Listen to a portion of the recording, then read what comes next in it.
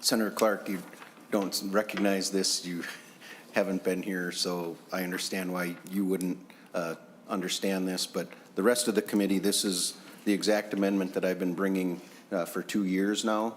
And it's, if we listen to our superintendents earlier this year, this is exactly what they're asking for. And this is not saying that any of these things that we passed in the last 2 years go away. It's just allowing them to push them down the road up to 3 years, giving them that flexibility they need to incorporate it. If we listen to our smallest schools, they just don't have the manpower to make this all happen in the time frame that we gave them.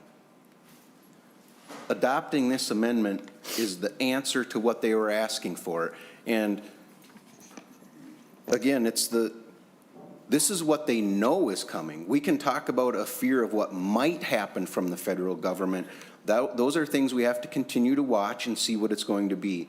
But we know exactly what we passed the previous 2 years, and we've heard specifically from our school districts that they cannot get there and make it happen. And this amendment gets there. And I think this goes very well with this bill, because it's the things that we've been talking about that, again, we have the bill in front of us today because we were making these exact claims, what was going to happen if we did the free meals for all kids, that the paperwork wasn't going to be filled out, that the direct certification wasn't in a place that it needed to be to make sure this was dealt with. So I do appreciate that we're finally dealing with that here in front of us, because that was not dealt with for the last 2 years. So I'm glad we have the underlying bill helping take care of that in front of us.